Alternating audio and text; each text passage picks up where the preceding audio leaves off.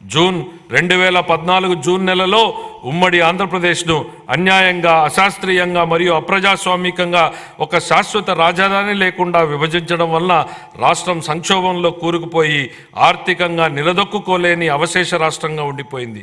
రాష్ట్ర విభజనను మన ప్రజలపై బలవంతంగా రుద్దారని చెప్పడం ఎంత మాత్రం అతిశయోక్తి కాదు. మన రాష్ట్రాన్ని పునర్నిర్మాణ దిశగా మరియు సుసంపన్న దిశగా తీసుకువచ్చే బాధ్యతను మన నాయకుడు గౌరవ ముఖ్యమంత్రి శ్రీ నారా చంద్రబాబు నాయుడు గారు తన భుజస్కంధాలపైన వేసుకున్నారు. ఆయన పరివర్తనాత్మక నాయకత్వంలో దీర్ఘకాలిక మరియు స్వల్పకాలిక ప్రణాళికలను అమలు చేసి అవశేష రాష్ట్రాన్ని విభజన దుష్ప్రభావం నుండి తప్పించి అభివృద్ధి పథంలో నడిపించారు. 2014 నుంచి 19 వరకు వ్యవసాయం, పరిశ్రమలు, సేవలు, నీటిపారుదల, రోడ్లు, భవనాలు, ఉపాధి కల్పన తదితర రంగాలలో బహుముఖ వ్యూహాన్ని రూపొందించారు. Kia Motors, hero Motors, Asian paints వంటి భారీ పరిశ్రమలను మన రాష్ట్రం ఆకర్షించింది. పట్టిసీమ ఎత్తిపోతల పథకం దేశంలోనే రికార్డు సమయంలో అనగా కేవలం ఏడాది కాలంలోనే పూర్తి అయిన తొలి నదుల అనుసంధాన ప్రాజెక్టుగా రికార్డు సృష్టించింది. సులభతర వ్యాపార నిర్వహణ ర్యాంకింగ్లో మన రాష్ట్రం మొదటి స్థానం సాధించి 5 ఏళ్లలో అగ్రస్థానంలో నిలిచింది. ఇంధన రంగంలో సంస్కరణలు తీసుకురావడంతో పాటు పునరుత్పాదక ఇంధనాన్ని ప్రోత్సహించడం ద్వారా 2018 నాటికి మన రాష్ట్రం ఇంధన మిగులు రాష్ట్రంగా నిలిచింది. బహుముఖ వ్యూహం ఫలితంగా మన రాష్ట్రం సంక్షేమంతో కూడిన సుస్థిర ఆర్థికాభివృద్ధి పథకంలో పయనించింది. అయితే 2019 తర్వాత జరిగిన పరిణామాలు మన రాష్ట్ర చరిత్రలో ఒక చీకటి దిశగా చెప్పుకోవచ్చు. 2014-19 మధ్య కాలంలో జరిగిన ఆర్థికాభివృద్ధి వృధా అయింది. గత ప్రభుత్వం 2019లో తన పదవీ కాలాన్ని ఎంతో విధ్వంసకర ధోరణితో ప్రారంభించింది.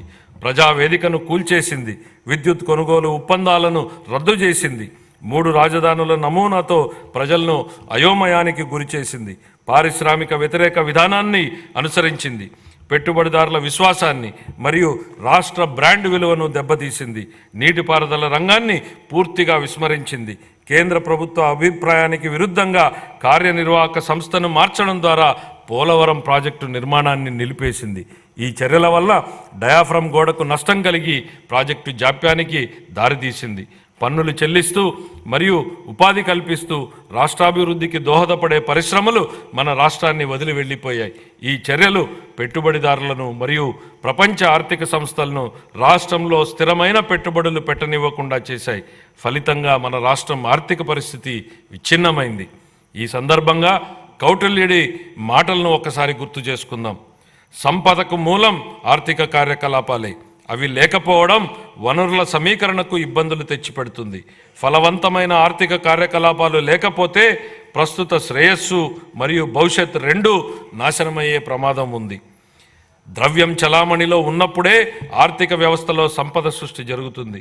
ఇది జరగాలంటే ప్రాజెక్టుల అమలు తప్పనిసరి. కానీ గత ప్రభుత్వం ఉత్పాదకత మూలధన వ్యయాన్ని నిలిపివేయడం ద్వారా 2014-19 సంవత్సరాల మధ్య అత్యంత వేగంగా అభివృద్ధి చెందుతున్న రాష్ట్రాలలో ఒకటిగా ఉన్న మన రాష్ట్ర ఆర్థిక వ్యవస్థ 2019-24 సంవత్సరాల మధ్య గడ్డు స్థితికి చేరుకోవడానికి కారణమయ్యింది. గత ప్రభుత్వం రాష్ట్ర వనరుల దుర్వినియోగం మరియు నిధులను పక్కదారి పట్టించడం వంటి చర్యలతో పేలవమైన పాలన చేయడం జరిగింది. కేంద్ర ప్రాయోజిత పథకాలను నిధులను మళ్లించడమే కాక అందుకు సరిపోయే రాష్ట్ర వాటాను కూడా విడుదల చేయలేదు. కార్పొరేషన్ల నిధుల మళ్లింపు, రాష్ట్ర ఆర్థిక వ్యవహారాల దుర్వినియోగం వంటి చర్యలు అధిక రుణభారానికి దారితీశాయి. ప్రభుత్వ ఆస్తులను తాకట్టు పెట్టడం, స్థానిక సంస్థల నిధుల మళ్లింపు వంటి చర్యలకు పాల్పడడంతో పాటు బిల్లుల చెల్లింపు కోసం ప్రభుత్వానికి వ్యతిరేకంగా వాద్యాలు వేయడం వలన గుత్తేదారులకు నమ్మకం లోపించి ప్రభుత్వంపై విశ్వాసం సన్నగిల్లింది. గత ప్రభుత్వం అధికారం నుండి వైదొలిగే నాటికి మన రాష్ట్ర ఆర్థిక వ్యవస్థ పతనమంచున ఉంది. ఉద్యోగులకు గాను 21,980 కోట్ల రూపాయల బకాయిలు, కేంద్ర ప్రాయోజిత పథకాలకు 4,657 కోట్ల రూపాయల బకాయిలతో సహా మొత్తం 1,35,224 కోట్ల రూపాయలు బకాయిలు ఉన్నాయని శ్వేతపత్రంలో ఇప్పటికే పేర్కొన్నాం. ఇవన్నీ గత ప్రభుత్వ దుష్పరిపాలనకు, వైఫల్యానికి నిదర్శనం. 2019-24 సంవత్సరాల మధ్యకాలంలో నెలకొన్న పరిస్థితి చూస్తే మన రాష్ట్రం పటిష్టమైన ఆర్థిక సూత్రాలతో నడిచిందా, లేక వ్యక్తిగత ప్రయోజనాల కోసం లాభాపేక్షతో ఒక ప్రైవేటు సంస్థలాగా నడిచిందా అనే ప్రశ్న ఉత్పన్నమవుతుంది. గత ప్రభుత్వం ప్రజా సంక్షేమాన్ని పక్కన పెట్టి కేవలం ప్రైవేటు లాభం అనే భావనతోనే నడిచింది. సహజ వనరులను కొల్లగొట్టడం, సహజ ఖనిజాల అక్రమ తవ్వకాలతో రాష్ట్ర ఖజానాకు ఆదాయం నష్టం కలిగించడం, వ్యక్తిగత ప్రయోజనాల కోసం ఉద్దేశపూర్వకంగా ఇసుక మరియు ఎక్సైజ్ విధానాలను రూపొందించడం జరిగింది. ఈ చర్యల వలన ఒకవైపు రాష్ట్ర ఆర్థిక వ్యవస్థ క్షీణించగా, మరొక వైపు అధిక పన్నులు మరియు దుష్పరిపాలన కారణంగా ప్రజల కష్టాలు మరింత పెరిగాయి. గత ప్రభుత్వం ప్రజాస్వామిక గొంతులను అణిచివేయడం మరియు ప్రజాస్వామ్య వ్యవస్థలను దెబ్బతీయడం వంటి కక్ష సాధింపు చర్యలకు పాల్పడింది. గత ప్రభుత్వ దుష్పరిపాలనకు వ్యతిరేకంగా వివేకవంతమైన ప్రజాస్వామిక నిర్ణయం తీసుకుని మరొకసారి రాష్ట్ర చరిత్రగతిని సవ్య దిశగా మార్చిన మన రాష్ట్ర ప్రజలకు కృతజ్ఞతలు తెలియజేసుకుంటున్నాం. మన రాష్ట్ర ప్రజలు విఘ్నతతో ఇచ్చిన తీర్పు 2024లో ఎన్డీఏ కూటమి తిరిగి అధికారంలోకి వచ్చేందుకు దోహదపడింది. శ్రీ నారా చంద్రబాబు నాయుడు గారు నేడు రెట్టించిన ఉత్సాహంతో మరియు దృఢ సంకల్పంతో ఉన్నారు. స్వర్ణాంధ్రప్రదేశ్ విజన్కు 2024 సంవత్సరం ఒక మైలురాయి వంటిది. మా ప్రభుత్వం ఎన్ని సవాళ్లు ఎదురైనా ఇచ్చిన హామీలను నెరవేర్చడానికి గౌరవ ముఖ్యమంత్రి గారి నాయకత్వంలో కృషి చేస్తుంది. ఈరోజు నేను ప్రవేశపెడుతున్న బడ్జెట్ ప్రతిపాదనలు రాష్ట్ర ఆర్థిక నేపథ్యాన్ని దృష్టిలో ఉంచుకుని మరియు ఆర్థిక పునరుజ్జీవనమే లక్ష్యంగా మరియు సంపదను సృష్టించే విధంగా ఆర్థిక చక్రాన్ని పునఃప్రారంభించాలనే ఉద్దేశంతో రూపొందించబడినవి. అన్ని శాఖలకు కేటాయింపులు ప్రతిపాదించే ముందు మా ప్రభుత్వానికి మార్గదర్శిగా నిలిచిన స్వర్గీయ ఎన్టీ రామారావు గారి మాటలను నేను గుర్తు చేసుకోవాలనుకుంటున్నాను. సమాజమే దేవాలయం, ప్రజలే దేవుళ్ళు. వ్యవసాయం మరియు అనుబంధ రంగాలు. ఈ సందర్భంగా నాకు తెలుగు పునరుజ్జీవనోద్యమ పితామహుడిగా పేరు పొందిన కందుకూరి వీరేశలింగం గారి ఆలోచనలు గుర్తుకొస్తున్నాయి. వ్యవసాయం చేసే చేతులకు మనం సాయం అందించాలి, అదే దేశ సౌభాగ్యానికి మార్గం. మా ప్రభుత్వానికి వ్యవసాయ రంగ అభివృద్ధి మరియు రైతుల సంక్షేమమే అత్యంత ప్రాధాన్యం. మా వ్యవసాయ శాఖ మంత్రి గారు 2024-25 వ్యవసాయ బడ్జెట్ను ప్రవేశపెట్టేటప్పుడు వ్యవసాయ అభివృద్ధికి మా ప్రభుత్వం చేపట్టిన విధానాలను పూర్తిగా వివరిస్తారు. సూపర్ 6 హామీలలో భాగంగా మా ప్రభుత్వం అన్నదాత సుఖీభవ ప్రధానమంత్రి కిసాన్ పథకం ద్వారా అర్హులైన రైతులకు పెట్టుబడి సాయం ప్రకటించింది. మా ప్రభుత్వం రైతుల సమగ్రాభివృద్ధికి పొలం పిలుస్తోంది. వడ్డీ లేని రుణాలు, భూసార కార్డుల పంపిణీ, వ్యవసాయ పనిముట్ల సరఫరా, భూసార పరీక్షల ప్రయోగశాలలు, పొలంబడి వంటి పథకాలను అమలు చేస్తోంది. 2024-25 ఆర్థిక సంవత్సరం రబీ కాలం నుండి పంటల బీమా పథకాన్ని సవరించడం మరియు స్వచ్ఛంద నమూనాన్ని అవలంబించడం వలన రైతులు వారి వ్యక్తిగత అవసరాల ఆధారంగా ఈ పథకాలలో పాల్గొనే స్వేచ్ఛను, వెసులుబాటును కల్పించడం జరిగింది. గ్రామీణ ఆర్థిక వ్యవస్థ స్థూల విలువను పెంచడంలో పశుసంవర్ధక రంగం కీలక పాత్ర పోషిస్తుంది. పశు సంపద మరియు కోళ్ల పెంపకం మన రాష్ట్రం దేశంలోనే 2వ స్థానంలో ఉంది.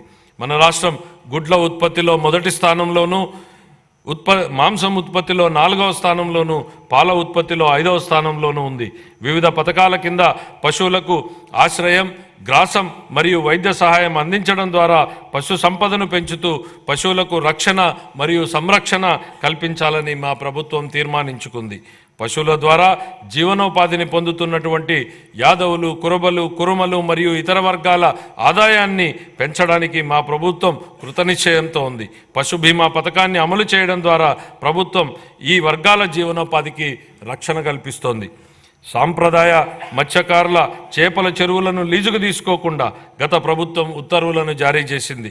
దశాబ్దాలుగా చేపల చెరువులపై ఆధారపడి జీవనం సాగిస్తున్న మత్స్యకారుల ప్రయోజనాలను పరిరక్షించడానికి మా ప్రభుత్వం ఆ ఉత్తర్వులను ఉపసంహరించింది.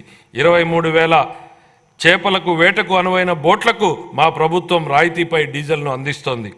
వ్యవసాయ మరియు అనుబంధ రంగాలను ప్రోత్సహించడంలోనూ గ్రామీణ ప్రాంతాల అభివృద్ధిలోనూ సహకార రంగం కీలక పాత్రను పోషించే సామర్థ్యాన్ని కలిగి ఉంది.